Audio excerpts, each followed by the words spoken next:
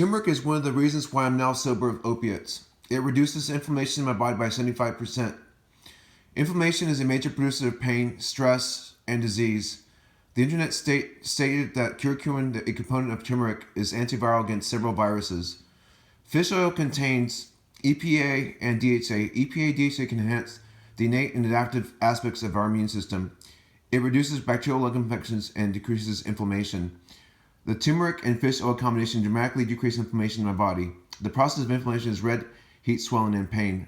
We are not well when in pain.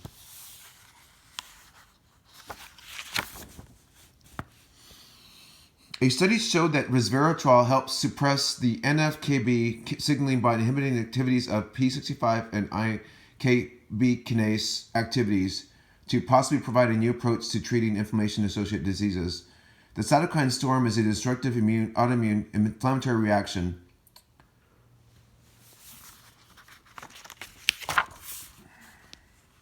Conjugated linoleic acids are necessary because studies have shown taking DHA, EPA, and with CLA have increased mitochondrial biosynthesis. The mitochondria provide ATP through respiration and regulate cellular metabolism.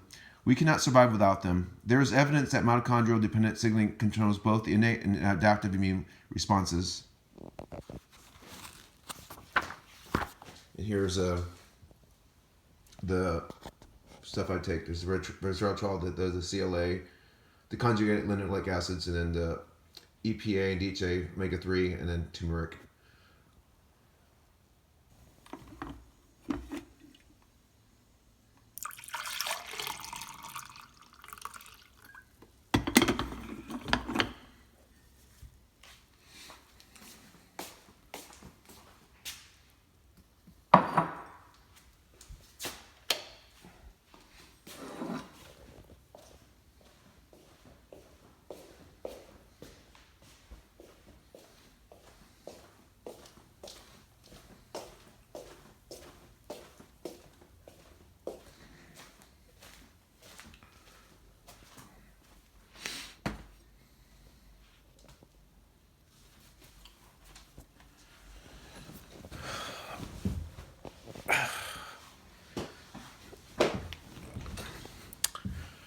Well, it's been a couple of crazy 2 weeks. I started an Instagram page where I'm actually reading from my actual books, and it's been a new adventure, glorifying Jesus Christ and everything. And I started out this video talking about all the anti-inflammatory supplements I'm taking, and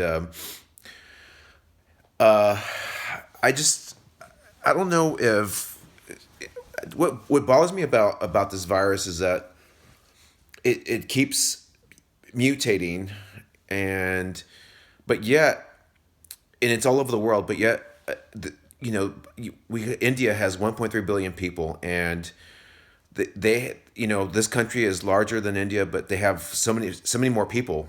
I mean, they have 990 million more people than we have. Okay, this is the United States, and our country is way larger than their country by far, and yet they have 1.3 billion people that live in it, and we have 990 million less people, and so we're more spread out. They're more close, which means that the virus is within their community. I mean, you would think with common sense that they would have a lot more people. I mean, it would be like disastrous effects in India.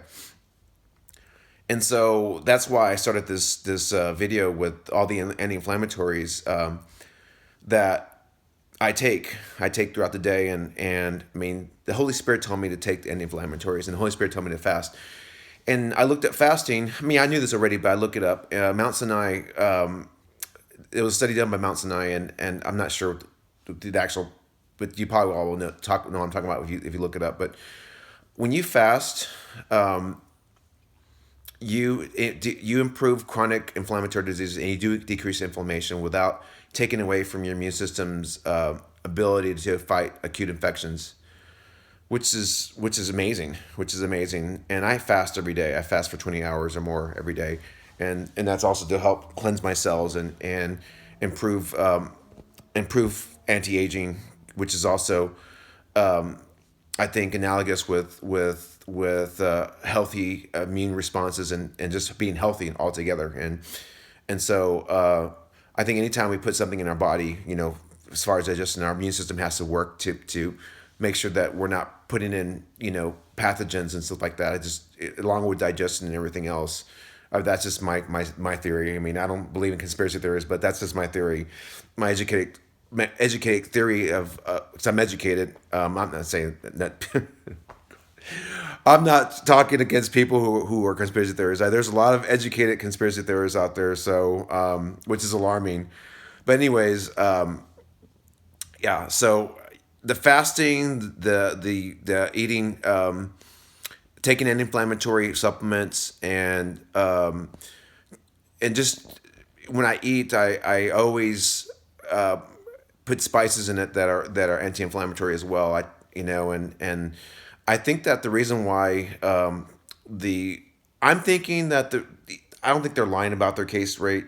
I mean, they could be in India, but they follow Ayurvedic medicine and their Ayurvedic diet, and that is they eat a lot of cumin, which is curcumin, which is turmeric, and they eat a lot of spices, like cinnamon, and their diet is very anti-inflammatory, I believe. And I think that I mean, they that's just how it is. So I'm thinking that's why maybe their immune response is so much better than ours, is because their diets are not fast foods, fast eating foods like the American diet is. I mean, everywhere you go, every block you go in America, there's like five or six fast food places, and I mean, I don't eat fast foods anymore, and I just think that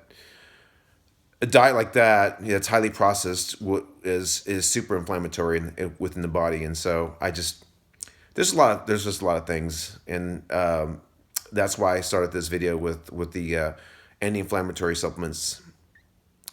Well, anyways, another thing is I have been trying to live my life. I wear a mask still, and I've had a few dates, from Match, and they were great. I met one person and we walked, but I wore my mask, and I'm trying to do everything that I can to be normal, but I'm also being very, very careful still, and I'm trying to live my life. But I'm just really happy that the cases are going down. But what's scary, what I'm going to show you next, is a video I saw recently on, I believe it was on 28th, which is a couple days ago on CNN. Sanjay Gupta was talking about the new variants that are coming out, that with the one in South Africa, it's in 30 states now, and he did some kind of graph where if it's 50% more contagious versus deadly, it's going to result in more deaths because of more people getting infected, and I guess per capita, that's more dangerous than if a virus is not as contagious but is deadly, versus one is very contagious because it's going to hit more people. So there's a higher chance with more people getting infected that there's going to be more casualties. So anyways, you're going to see that right now. You're right. No one wants to hear this, Chris. And I feel like I look at the data and understand what is happening in other countries. We talked to Close Award in the UK yesterday. I mean, it's a dire situation as the transmissibility of the UK variant, has really, wreaked a lot of transmissibility over there. Let me show you the important sort of numbers here, if we have them. Basically, if something is more lethal versus more contagious, play that out. Play it out for a month. A month is 6 generations. A generation is 5 days, right? That's sort of the average incubation period. What happens after a month, after 6 generations? You get far more deaths from something being more contagious versus being more lethal. People need to let that sink in, but basically it's more contagious, therefore it's likely to spread to vulnerable populations. Therefore, encounters where you weren't likely to get infected before become higher risk encounters, grocery stores, whatever it may be. And that's how you get a much higher case fatality rate. What causes shutdowns? People will see those numbers, but I can tell you what ultimately drives it is what's happening in hospitals. You start to get hospitals that are simply overwhelmed. They have no more space, and they call the leaders and they say, look, we've got no escape hatch here. You've got to act, you've got to stop transmission, and the most effective way to do that is to just basically stop people actually coming together in any way for a period of time. Who knows? I don't think the country's ready for it. I mean, like you said, they don't even wear masks, but that would be an effective strategy, at least for a period of time. Quickly, do you think that we should expect a travel ban from South Africa, given the variants coming from there? Look, I don't know. I don't know what's going to happen, but I'm not sure it's a good idea if it does, and here's why.